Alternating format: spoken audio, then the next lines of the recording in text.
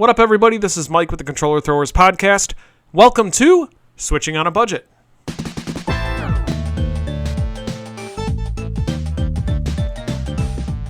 So this series is all about games you can get on the Switch for dirt cheap. A lot of times there are games you can get that are between 70 and 90% off.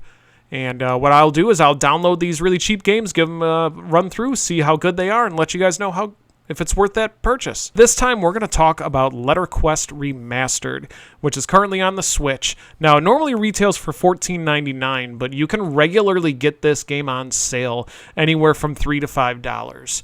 So, which kind of seems like a much better price for that type of game. So, what type of game is it? I'm glad you asked. It is pretty much like a Scrabble meets RPG.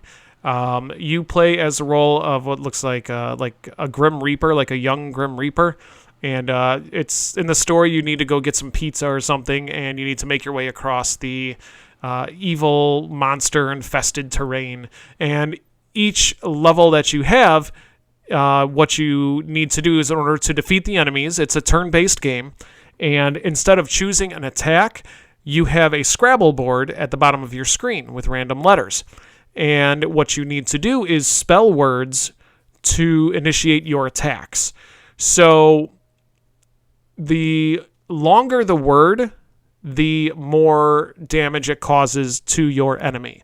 If you have a really, really big word, you're naturally going to get a much better attack than if you do just a 3-letter word. So that's pretty much it. I mean, it really seems like a flash game or a mobile game, but it's really basic, but at the same time, it is enjoyable. There's definitely a lot of replay value in the game. There's 40 stages altogether, and there's 4 ways to play each stage. There's a regular mode where you're just going up against the enemies and you're just spelling the words and dealing damage. There's timed mode where you have to defeat the level in a certain amount of time, of course. There's a special rule mode where you can only defeat the level in certain ways, like you cannot use the letter Q, or all your words have to use 2 vowels or something like that. And then there's a very hard difficulty. So all in all, what's that? 160 different levels. There's boss battles. There's a final boss. There's a lot of RPG elements in it. There's upgrades. There's a store you can go to upgrade your weapons, get new moves.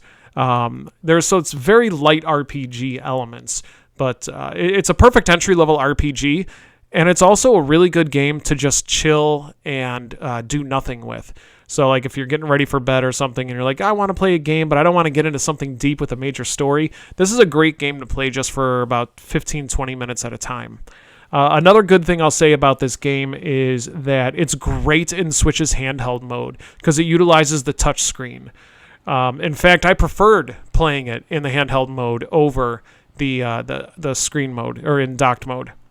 Another cool thing about the game is once you spell a word, it gives you the definition of the word, so some of the more interesting words that you can put in there, I will not go into details, but you know what I'm talking about. It'll give you very interesting definitions of those interesting words. But that's basically what the game is about. Like I said, it's not a very deep game.